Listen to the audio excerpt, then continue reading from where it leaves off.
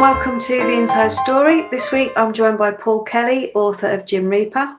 Paul's a cartoonist and an illustrator, and now, of course, a dark humour novelist. So good morning, Paul. How are you? Hello, Sam. How are you? I'm all right. Not bad. Not bad. So the book, it's been out now 3 weeks? 2, 3 Yeah. weeks?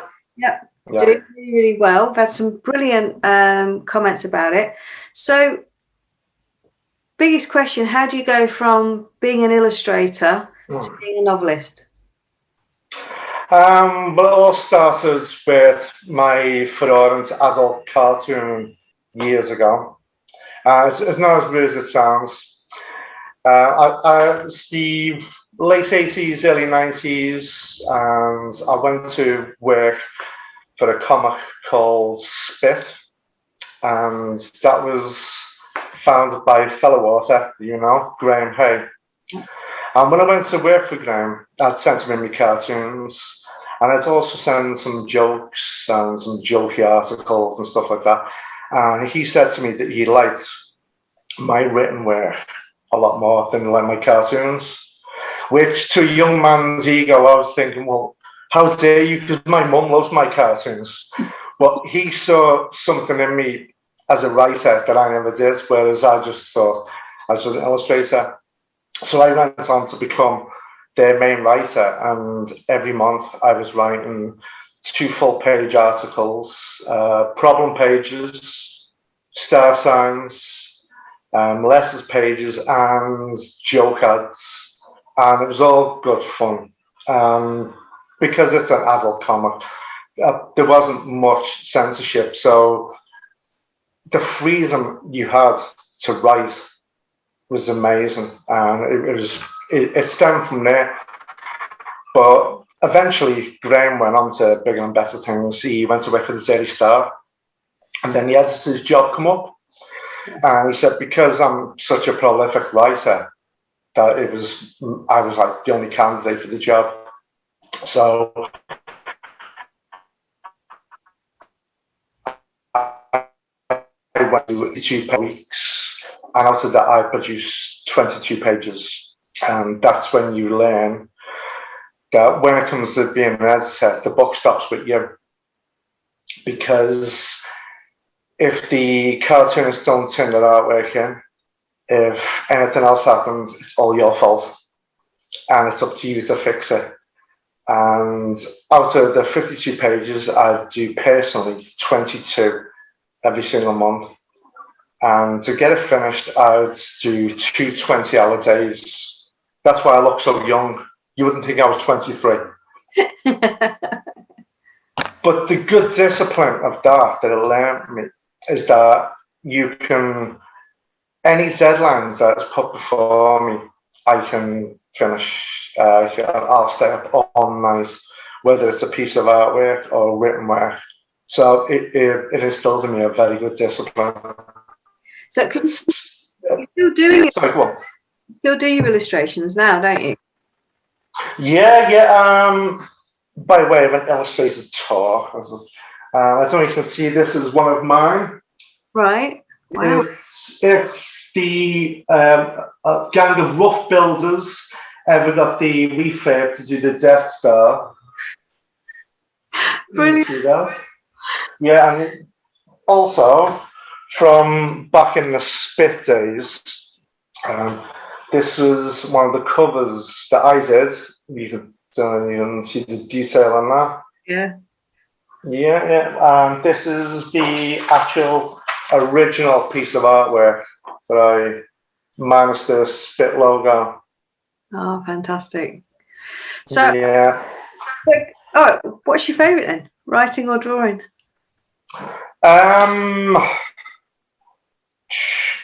It's slowly coming over to writing. I love drawing, I really do. But because I've drawn professionally for cash forever, it's very rare I get to draw for me. So the nearest I come to drawing for me is one afternoon I'll just take myself off for a pint and I'll have a little walk around town, and as I'm sitting there at a bar, I'll get a rough piece of paper and a Bic pen. I always pick the cheapest materials, and then just doodle what's in front of me. But I do the same when I go on holiday. Instead of taking holiday snaps, I'll draw my holiday. I'll draw all the cartoons of, well, I've recently been to Venice, so I was doing all the cartoons and all the doodles there. Oh, but someone that's always wanted to be able to draw, I am so envious. I can't. I can see it here really clearly, can never get it there. The messages just don't go. No, the thing is, I could teach you to draw is that when people start to draw, the fatal mistake they make, they do the final line first. And nobody does that, not even Da Vinci. You start off with basic shapes like a circle, and your neck will be a square, and then you work down, and then you build around that. But because people want perfection and they don't get it instantly, they start to get annoyed.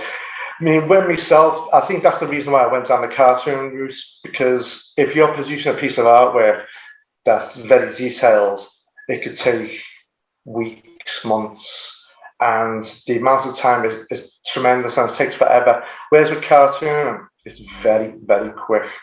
And that's what appealed to me. You can get a really good result very quickly. My idol is Salvador Dali, and he once said, never worry about reaching perfection because you'll never reach it. And I've always appreciated that. Mad as a box of frogs, but absolutely amazing. His stuff. I love him. I think you can see he's behind me on my wall. Yeah. Absolutely crazy. So you didn't illustrate anything in the books? No. What was your reasoning behind that?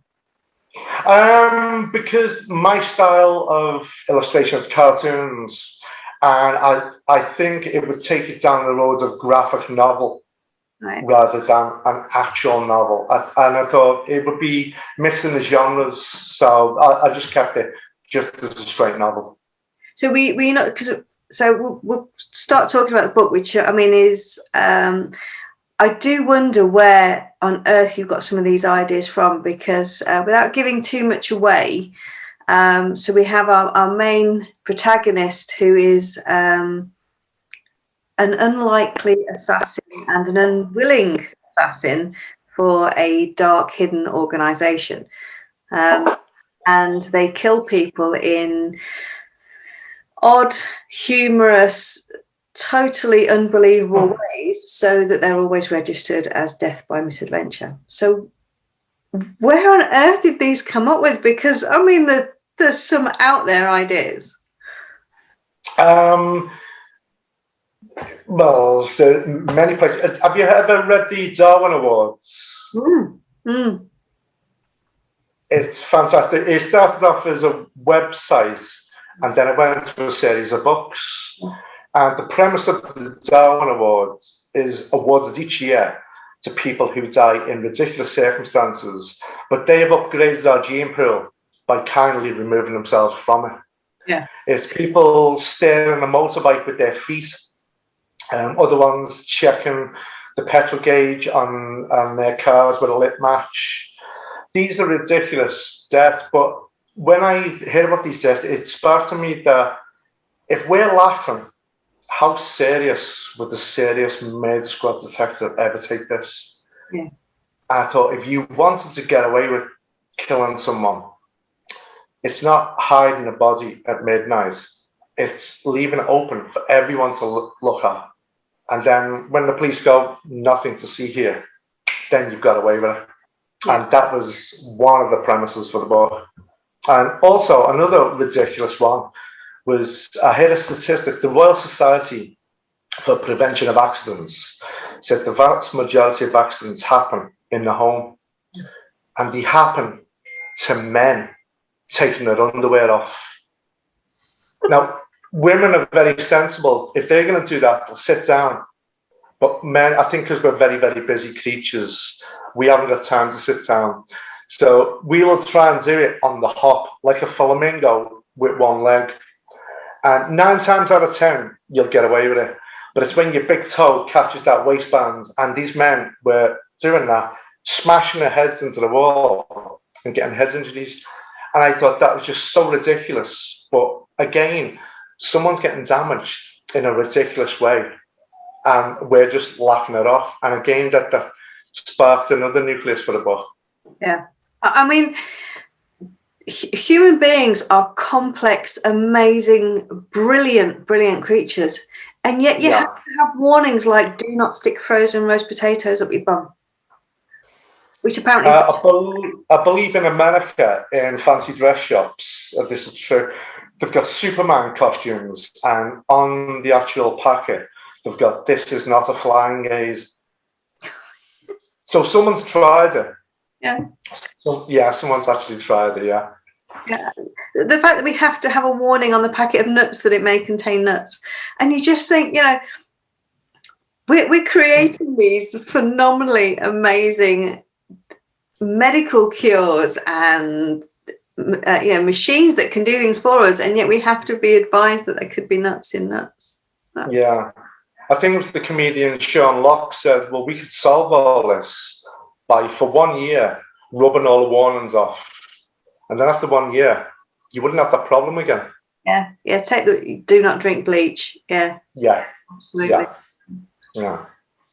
So, I don't think you're going to mind me saying this. Writing's not your, you know, massive strength in terms of abilities in, like, because you're. I remember you telling me you're dyslexic. Is that correct? No.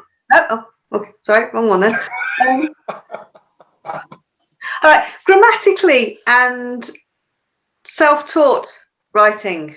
Yes. There we yes. go. That was one of them. Yeah. I thought you're telling me something new now, Amanda. Why would I get that checked? No. So it's not something you've actually been trained to. No. This is my first novel. I've been writing for years, but like, this is the first time I've ever gone forward to have a novel published. But I've always written for comedy publications. I wrote for a comedy publication at the Daily Star. I was gag writing for a cartoon strip at the Daily Star. But yes, this is my first novel, yeah. What was it like actually having someone take your work, having been the editor? What's it like having someone take your work and go, as I do, and Graham probably pre-warned you, that'll work, change that, bring this out? How was that whole experience? I think because I've been a contributor to comedy publications for years, you're used to rejection. If someone goes, you go, "There's a piece of artwork, I've spent 18 hours on it," and you have to be prepared for the editor to go, "Nope," and you have to smile sweetly. You can't take it personally, because quite frankly, just like what I'm doing now, you're coming into an arena where you're competing with people who have been in that genre for over 10 years. Yeah. So you can't ever take it personal. And if someone says you have to change this or you have to change that, well, it's all a learning experience. And I'm prepared to learn. Which is good, and that for me, that makes life so much easier, because from this side of things, it's always hard, because you know the amount of effort that's gone in. So to be able to say to somebody, actually, you know what, this made me step outside the book, and if something makes me step outside and question it, or think, hang on a minute, that doesn't tie in with that, then I know that that's what a reader's going to do. So being able to have that sort of relationship where you can say, right, okay, hang on a minute, can you just review that? I think it's taking the ego out a little bit. Well, exactly. I mean, I would say, the moment you turn professional at anything, whether it was cartooning or writing, you can't have that starving artist, "Oh, I'm not feeling it today" nonsense, because I'm sure a bricklayer, when he's laying bricks, doesn't feel like doing it today, but the customer's waiting. Yeah. And the customer is king. So at the end of the day, it's a product, and you're putting it forward, and it has to be within the parameters of the marketplace. And if what you're doing doesn't fit that, then you have to change accordingly. So I've got no trouble with that. It's learning again. So if you were going to illustrate one of the deaths in the book, if you were going to cartoon it, which would it have been? If I was going to illustrate one of them, I think it would be, I think Colin Hale, the man who gets killed by anaphylactic shock with a certain rifle. I won't give too much away, but yeah, I can imagine. Yeah, that's quite a good one. I think for me, because actually when I was writing that, because I'm very visual, actually drew the actual, well, I'd call it an optic to get the actual special bullet. You know what I mean? Yeah. To get the actual special bullet into the gun. I actually drew all these things so I could visualize it first, because I thought, well, it's got to work. And I thought, well, the bullet is a certain size, so the optic's got to be, and then it's got to go down to the next valve. So it's like when I was saying about drawing, you have to break everything right down. It's no use saying you've got a magic gun that does a magic thing, because people will go, how? If people ask how, I've got no answer for, then you need to go and re-examine what you've said in the first place. So I actually drew the gun and I drew the optic that took the very special bullet down into the gun. No, I didn't know. Yeah, because I'm very visual. A lot of what I do, I'll do cartoons first, and then it's almost like mind mapping. Mm-hmm. With mind mapping, you've got a basic idea, and then there'll be 5 words that you associate from that. And then each of them might have another 5 words, and then you've got a whole page or something, and you can pick out, and then you can build a story. It's a very good tool if you have a writer's block. Yeah. So, how much of it is actually based on people that you know?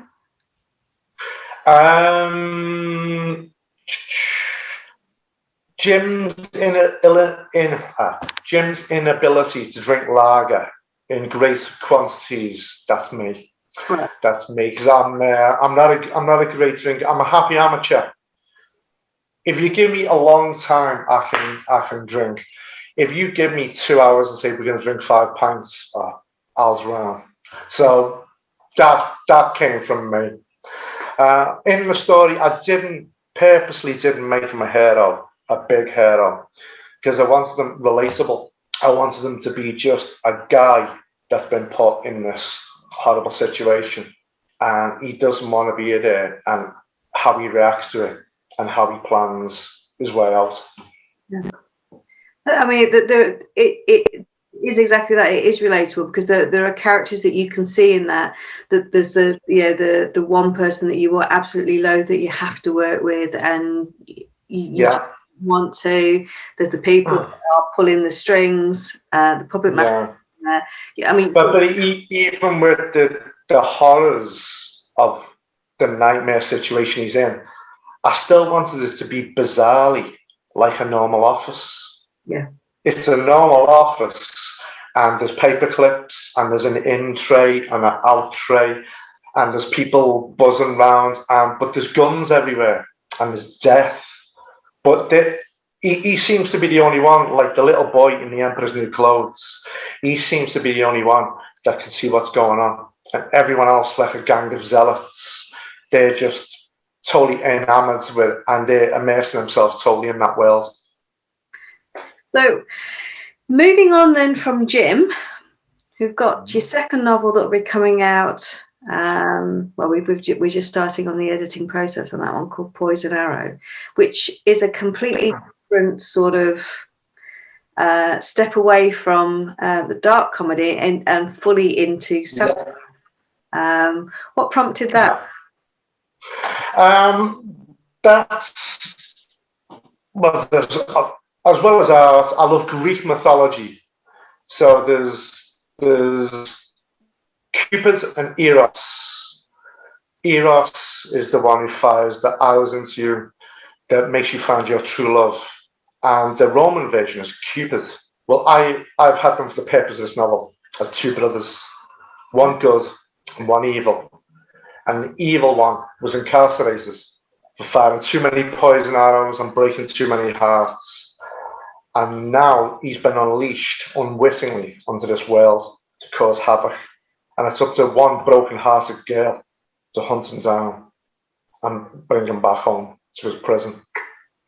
But the premise of that was everybody out there knows somebody who with is suitable.